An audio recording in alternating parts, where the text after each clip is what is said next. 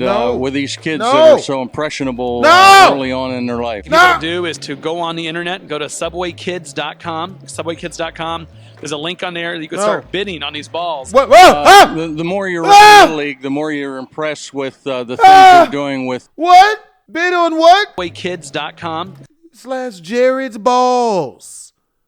And no one saw this coming? Ho, ho, ho. Murray Creelmore. In the words of Plies, who slurs all of his syllables. Today we are here to check out none other than the world's greatest statutory rapist of them all, Jared Fogle, the Subway guy. Follow me Discord, links in the description down below. A lot of you guys ain't never even seen this documentary. I checked out a couple of parts of it to make sure that it didn't suck. And from watching it, I can tell you personally that the only thing that sucks in this is Jared Fogle. Oh God, I can't make that joke. I'm not gonna roast Jared Fogle, but I can't make no promises because roasting pedophiles is funny because it's something everyone can come together to do. You know what I'm saying? Like everyone can have a good laughter at someone who won't just stick to adults or just purchase midget bitches. Midgets are half off usually, huh? It's not expensive to feed them. You know what I mean? You don't need a lot of living space for them. You know what I mean? I got like 4 closets. I could fit like 66 midgets in them. What the fuck am I doing? I gotta stop, man. Without further ado, let's get into this whole shit. At some point in the story, I'm gonna tell y'all a story of this pedophile that used to come around my sister, and he tried to shoot me because I wouldn't respect him as a pedophile. But how do you respect a pedophile? What you gonna get mad at me for? I figured if I roasted him hard enough, he would just go get adult bitches like the rest of us. Let's do this. Here is Jared Fogle. You may have seen him on the news or a talk show. I'm gonna use my news reporter voice. Longtime Subway pitchman Jared Fogle has agreed to plead guilty to allegations that he paid for sex acts with minors and received children pornography that he knew had been secretly produced by the former director of his charitable foundation. Federal prosecutors said in court documents that he got wrecked on Wednesday. I can't see the rest of the words. He was inspired by Subway's great tasting Child sandwiches. porn, please. Jared believes in an active lifestyle, Subway. including lots of walking. At the heart of Jared's routine are Subway sandwiches. Yep, there it is. Hey, Jared. Subway sandwich wasn't the only thing he was eating. At Subway, you can choose from 7 sandwiches with 6 grams of Police fat or less, and they all taste great.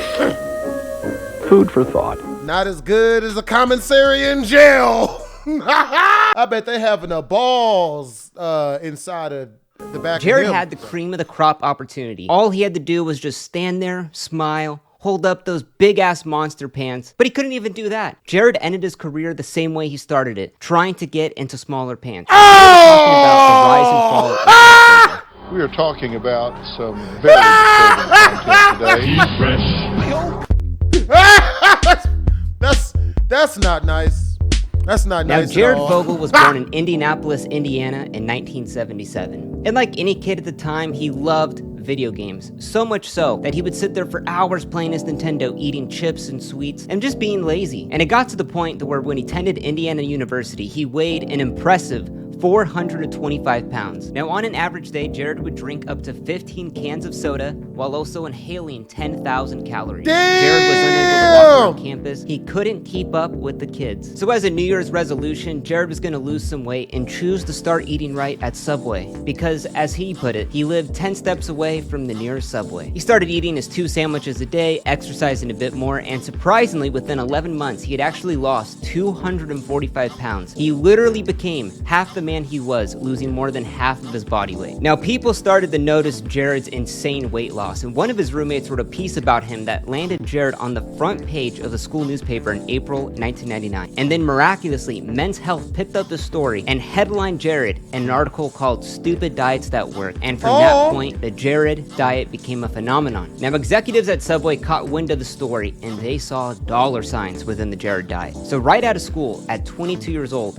Subway struck a deal with Jared that would change his life forever. They were going to pay him $1.1 million a year to be the celebrity endorser for Subway. So they started out with an ad campaign talking about his weight loss and his whole journey, and the first one with the Jared diet premiered in early 2000. Now, these early ads just showed Jared as the everyday Joe. Hi, Jared here. Just trying to eat healthy. Jared. Poor mate. Eating 2 sandwiches shit. a day. Super relatable. Subway, eat fresh. And then at the very end, he would hold up those famous size 60 pants. Now, he was in more than 300 Subway commercials. God damn. Hi, I'm Jared. 300. Just Jared's fine. And this is my story. Wrote an autobiography, even wrote a children's book. That's not gonna be. Yep, enjoy a foot long in jail. Jail is a great place for pedophiles. Wrote an autobiography, even wrote a children's book. That's not gonna be weird in the future. Oh, and boy. he became a motivational speaker, pulling in tens of thousands of dollars for an appearance. Jared, he had become a multi-millionaire before the age of 25. Now, I can't understate how much Jared had a cultural impact. He was grand marshaling NASCAR races, Jimmy Fallon played him in an SNL parody skit, and he carried the 2002 Olympic torch through Indiana. And he was the centerpiece of a South Park episode. Well, eating sub sandwiches was a big part of it. But the way that I lost so much weight was that I got AIDS. How does that help you lose weight? And Jared, who had been kind of What? a loser and never had a date before in his life, had gotten hitched to a pediatric nurse and was in a happy, dependable, loving marriage. It wasn't all roses, though. There were some criticisms. It was discovered by doctors and nutritionists that the Jared diet was actually just a 1,000-calorie-a-day diet. I'm on the Subway diet, and she just orders whatever she wants from Subway whenever she feels like it. It doesn't work that way. AKA starving yourself to death. So Subway then legally had to put disclaimers in all of their ads stating, talk to a doctor first. Then they had to issue a statement saying that Subway didn't even endorse the Jared diet because he was literally just eating 2 6-inch subs a day, skipping breakfast, working out. Now for Subway, this was insane. They were gonna base their entire brand identity on some random guy from Indiana who had some weight loss story eating their sandwiches. What could go wrong?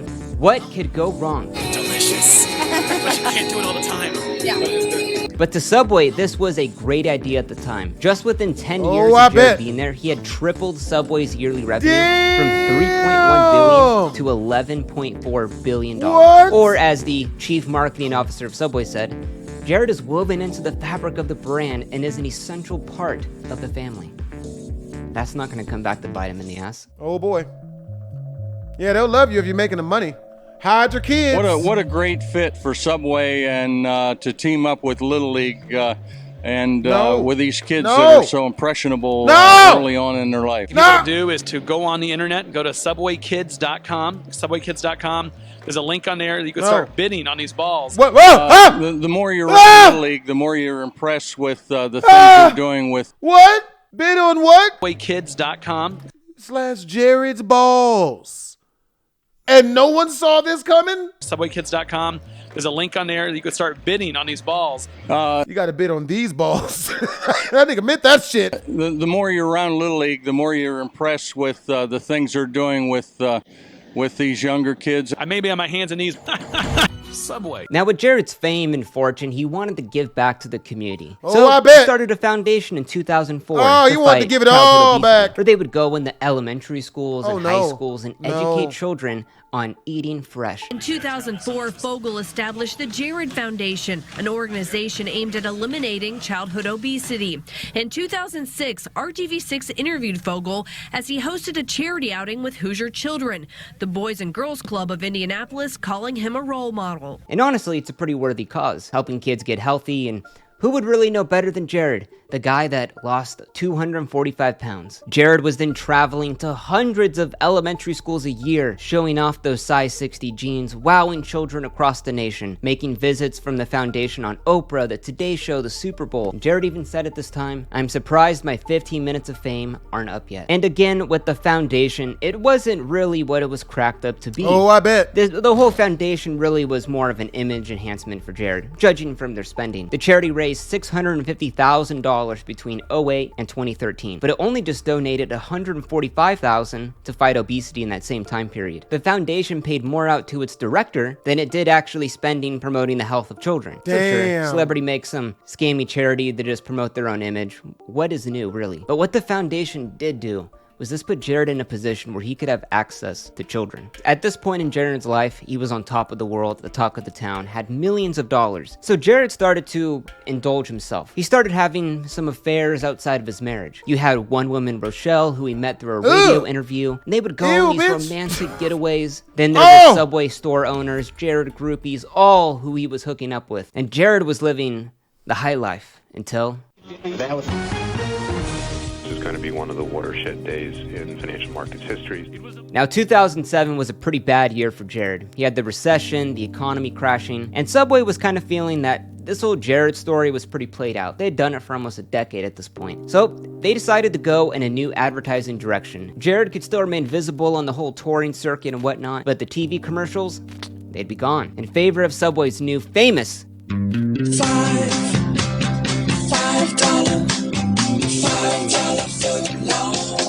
$5 footlong. Can you imagine that? You get stopped by a police officer, my nigga's like... long ad. Now, cracks really started the show at this point.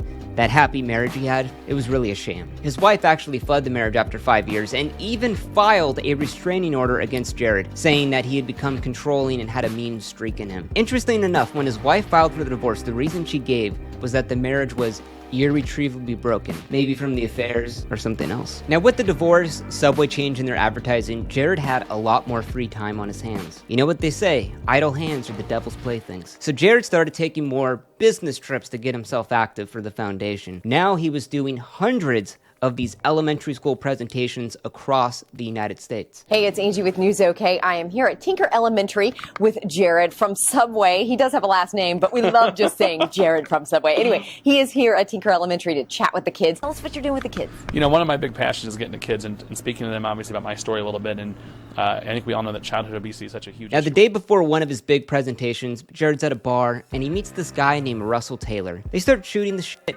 getting to know each other. And you know, it was nice for Jared. He'd always do these trips solo, so it was, you know, refreshing to have some company alongside. And this Taylor guy, he really took a liking to him. He had a wife, he had 2 kids, and Taylor was already working for a children's nonprofit. So Jared invited him out to dinner and asked them for help on writing a speech that he had to give the next day. So Taylor agreed, helped him write the speech. Jared gave the speech. It was a smashing success. Everyone was clapping. And just the day after, Jared came up to Taylor and asked him for more help and told him that he would make it worth his while. And it wasn't too long before Jared asked Taylor to come with them on dozens of these foundation trips. So one time, they went to the Patriots playoff game. They took a first-class flight out there. They had a $3,000 night suite at the Hilton. They and were then after the smashing! game, the two headed to a strip club where they got into the champagne poppy room. 2 turned up. Virgil got a paddock on my wrist going nuts. And then Jailer asked Taylor, if you can convince that stripper to come back to our hotel room, I will pay you. And like a good friend, Taylor brought that stripper back to the room where Jared and him had sex with her. And that nigga, if you could pull the stripper back to the crib, that's cool. But nigga, you gotta go. What the, nigga?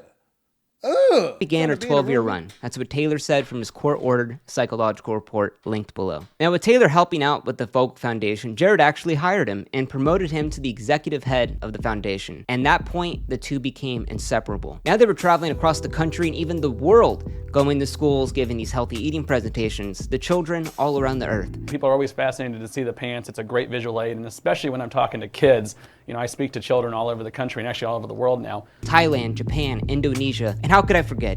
During the night, they would party their faces off and get prostitutes to sleep with. And then once they found out they weren't law enforcement, they would then ask them if they had any underage escorts available, which then they would do their thing with. Now with these two out in the town going on these trips, Taylor got a bit paranoid about people stealing stuff from the Fogle Foundation office. So in an effort to avoid anything happening, he started placing hidden cameras around the office. So they come back from a trip, and the first thing Taylor does is he reviews some of the video on the camera. And what he found shocked him. He had captured the underage intern and her boyfriend having in the office. Now Taylor brought this up to Jared to possibly maybe reprimand this girl, but Jared wants to see the tape in full. And while he was showing this video, Jared actually pushed them to set up more hidden cameras around the office and into children's bathrooms. And at first, Taylor thought maybe this was some weird joke. Now Taylor brushes it off, and a couple of months go by at this point. Now Jared started buying Taylor a lot more things. He bought him a home that Taylor lived in for free, bought him a Mercedes-Benz, paid for all of his family's expenses. And what he was putting Taylor in is what's called golden handcuffs. Now months later, Jared comes up to Taylor and asks him again if he'll place these hidden cameras.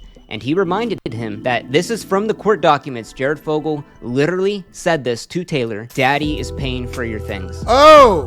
Jared Fogle called himself Daddy. So locked in his golden handcuffs, Taylor would become... You call yourself Daddy to no other nigga? The fall guy, the dirty guy, who do all the dirty business. So Taylor then started placing these hidden clock camera radios in children's bedrooms across the city. And they were capturing photos and videos of children ages 6 to 12 while they were changing their clothes naked. Now let me be clear, they weren't taking any videos of any acts being performed on the children. It was just the kids being nude while changing their clothes. And this is an important point for the end of the video when we go into the court case. Now Taylor didn't show any of these to anyone but Jared. Their program would work where Taylor would go around, collect all the photos and videos, review them for the best ones, put them onto a laptop, give that laptop to Jared for him to only bring it back a week later. Now I'm not kidding, this is from the court-ordered psychological reporting. Jared Fogle would say, "Daddy needs some pictures." Now, once this operation was underway, Jared started upping the ante. He wanted better quality videos and photos, so he started purchasing professional spy equipment. Taylor would then start placing across children's bedrooms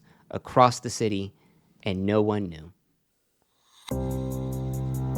Now it's a couple years later, it's 2010. Jared, in an attempt to maybe slow down, finds a adult woman that he gets married to in 2010. Now maybe this whole underage escorts and depravities would go away. No. The temptation was still there for Jared. Even with them getting all of the CP from their hidden camera racket, he still wanted more victims to add to his collection. So remember Rochelle, that late night radio host he was hooking up with? So even with his new second wife, Jared was still having an affair with her. So she became suspicious of Jared one day.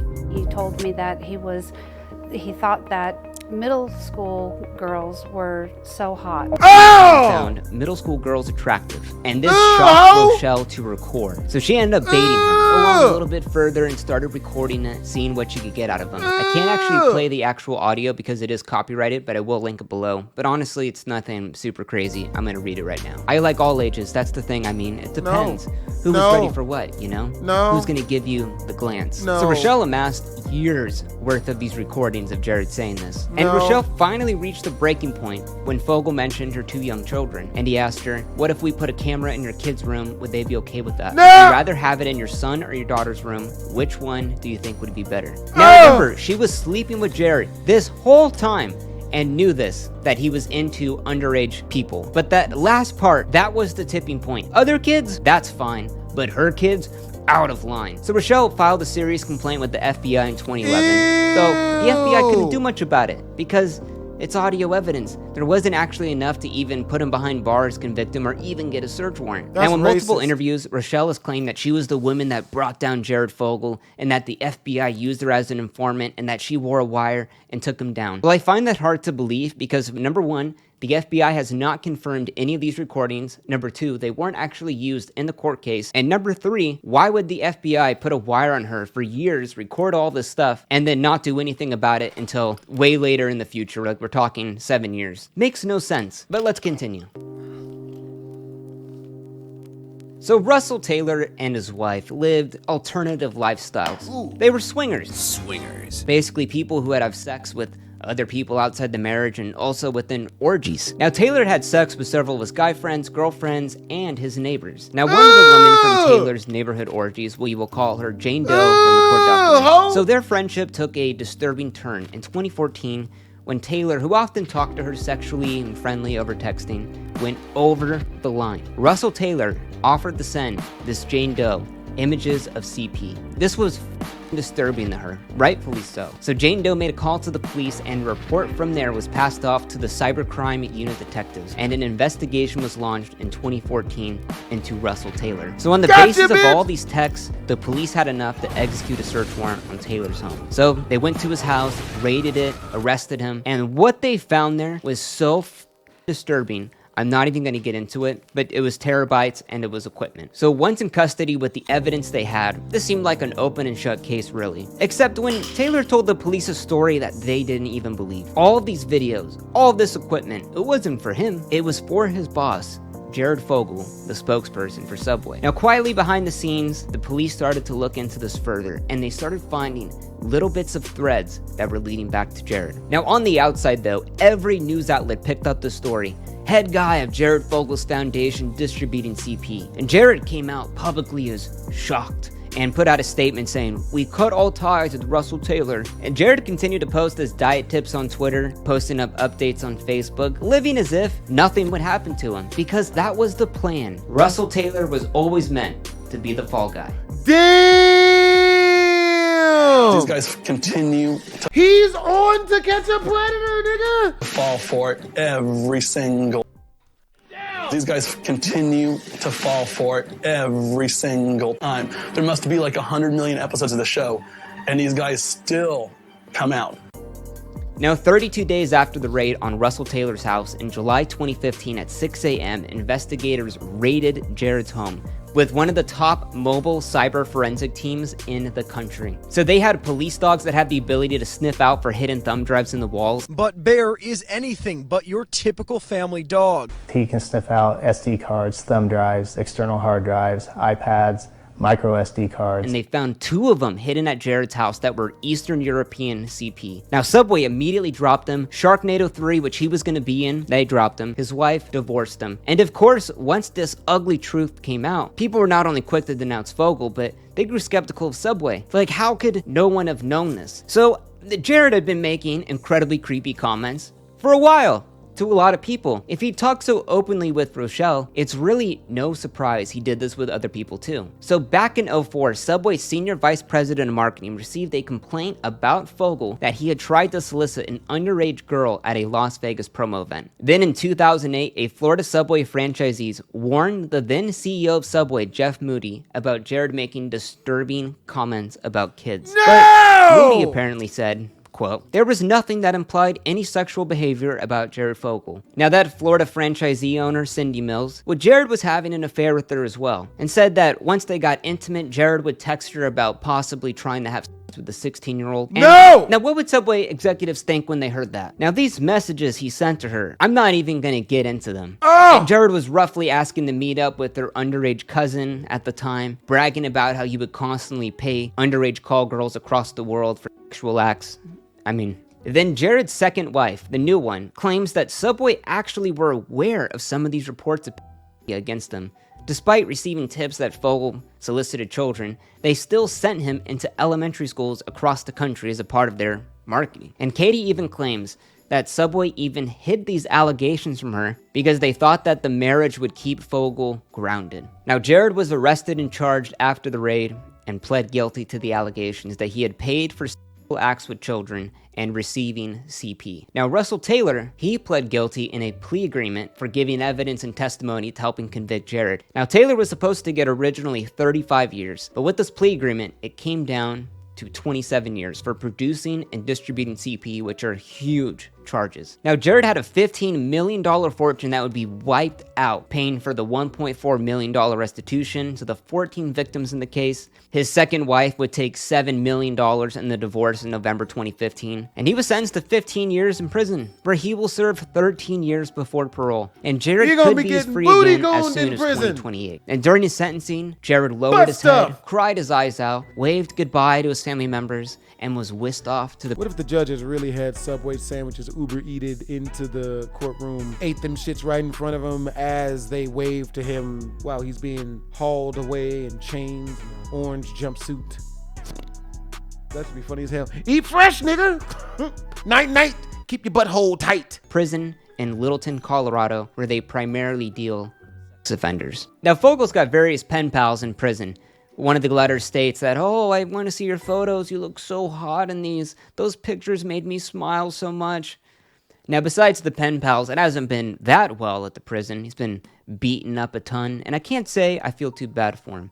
If he's free in a century, that would be far too soon. Yep. Now, there's still many unanswered questions about this whole thing. What about the dozens of unaccounted victims that Jared had bragged about to Rochelle and Cindy Mills? Did Subway really know about any of this? Like, why did this take so long for informants to come forward with this? Why did the FBI not look further when they first got audio recordings? So recently, the saga's come up in the news again as of March 2020. So Russell Taylor, the guy, had 3 of his CP convictions overturned by a judge. So remember when I made that point about there only being photos that he took of children while changing their clothes? So 3 of the exploitation charges that he admitted to involved hidden camera images of young male relatives of his that didn't involve the explicit conduct necessary for criminal charges. So because he admitted to that, it ruined the guilty plea, the proceedings, and the sentencing for Russell Taylor, and could also change the case for Jared Fogle now. So now there's already going to be a new trial set for Russell Taylor on the remaining 10 felony charges. Both of them are still in prison at this time.